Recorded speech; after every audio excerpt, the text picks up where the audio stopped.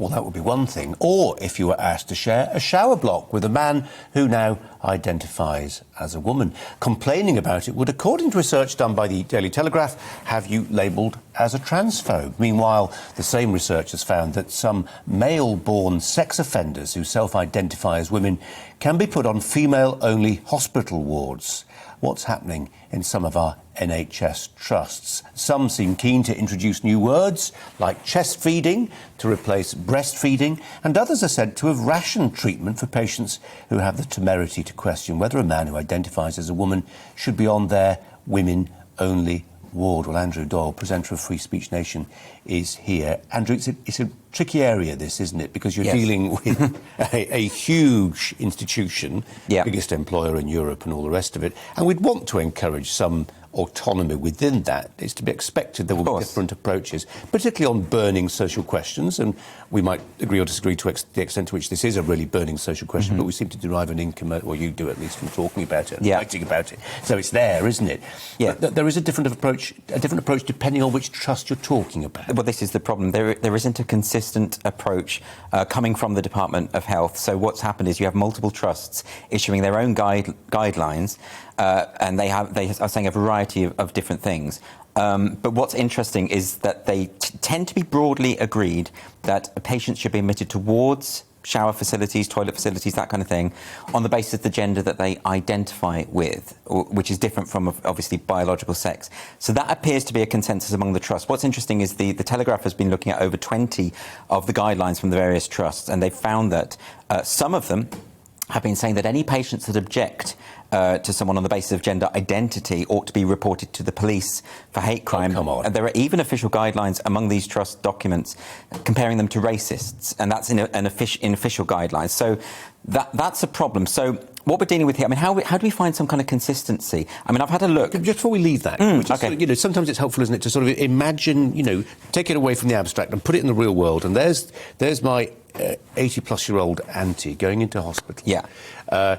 She hates the idea of a mixed ward. In fact, the government listened to her and people like her a few years ago and said, OK, we get that. We get the fact you don't want to share a ward with men. Yeah. So here's a women-only ward. And then she goes into the shower block and she sees somebody she takes to be a man. Now, she's in her 80s, she's not as with it as she might be.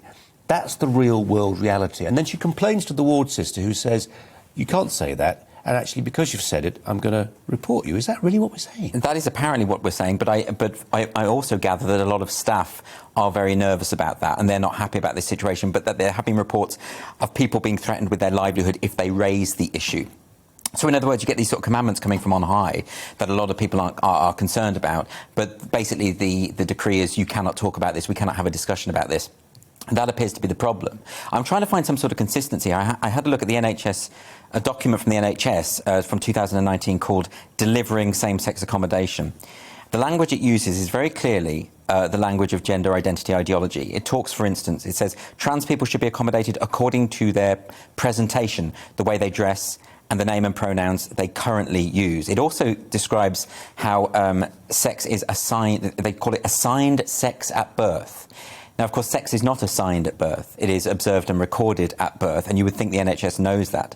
But this is the language that they're using. Now, that's a worry, because gender identity ideology, which is not very widely understood, sees each person as having a kind of innate sort of sexed soul, which is, to use the language that Helen Joyce has described in her new book, a kind of sexed soul, something that's just innately there that is completely detached from bodies, right? So that's the belief. Now, that is, of course, a belief held by relatively few. That's a minority belief. It's not even held by the government, Andrew. I mean, that's the slightly terrifying element of this, that the government's writ doesn't seem to be running. But it is held by a handful of very powerful activists who occupy major positions within quangos, within public bodies, government bodies, within the NHS, and they appear to be getting their way on this discussion. Okay. So this is a problem. Now, when people are concerned that there are male-bodied people within female spaces, no one is suggesting that this means that trans people are out to commit sexual assault or anything. No. And this was what the Oxford Health NHS Foundation Trust said.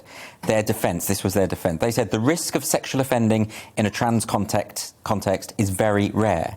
And they're right. But that's not how safeguarding works. So, for instance, paedophilia among teachers is very rare, but we do rigorous checks of anyone who wants to be a teacher. No one is suggesting that there is this epidemic of trans people committing acts or people identifying as the other sex in order to commit acts of sexual assault. No one's saying that. What we're saying is, for safeguarding purposes, we have to be very careful about focusing on identity rather than biology, particularly when you're dealing with a medical facility where biology should be the most important thing. It's fundamental. So you'd think. We'll come back to this.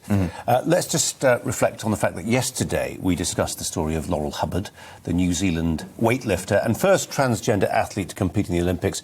As Gavin Hubbard, he was a mediocre male weightlifter, but as Laurel Hubbard, she enjoyed some success in the build-up to Tokyo. In the event, Hubbard didn't win a medal, but what was interesting to media watchers, at least, was the way, amongst others, the BBC covered Hubbard's participation as an unequivocally good news story. In reality, Hubbard's inclusion was deeply tendentious. One female rival called it a sick joke. Another likened the decision to allow Hubbard to compete at all to the steroid doping scandal of recent years. Hubbard became a transgender woman in her mid-30s, long after puberty had left behind the physical advantages of bone density and muscle mass that testosterone endows. Andrew's still here to reflect on the media dimension on this. We've done this story 3 or 4 times already in terms of the ethics of it and what the doctors say about bone density, etc.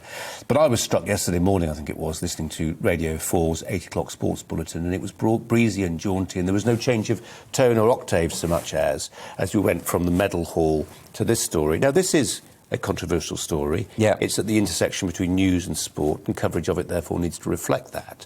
What do you make of it? Well, again, we're back to a similar situation that we were just describing, which is that a handful of people have a certain view on this, and they want to impose that view through major bodies. So the BBC is a very good example. Now, they're actually, when it comes to the Laurel Hubbard question, we've been discussing it and debating it on various shows here at GBNews, and to be honest, there appears to be a consensus. Most people are uncomfortable with the idea of people who've gone through male puberty, with all the advantages that confers, participating in female sports, not just for issues of fairness, but also for issues of safety. And actually, I'm sure it's quite clear that the vast majority of the public have some misgivings about that, shall we say. So that's not a controversial statement. So why is it then that when the BBC Sports puts out a piece about Laurel Hubbard, it doesn't mention any of these issues?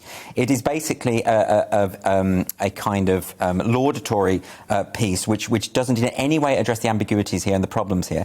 And then when they tweet out the article, this you're seeing now on the screen was a follow-up tweet, because of course they put out this piece and got lots of criticism about the fact that they weren't acknowledging the scientific reality of the situation.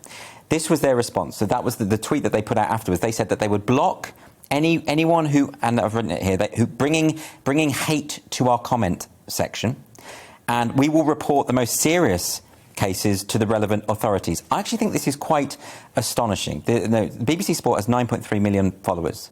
What's happening here is the national broadcaster is saying, if you disagree with our ideological position, we will report you to the police. That is quite an astonishing thing to say. It should be causing more controversy than it is. Yeah. I mean, I think it's absolutely amazing. Now, I looked through the responses to the original tweet and article, right?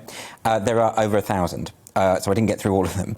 I couldn't find a single example of hate. Now, I'm not saying there weren't some.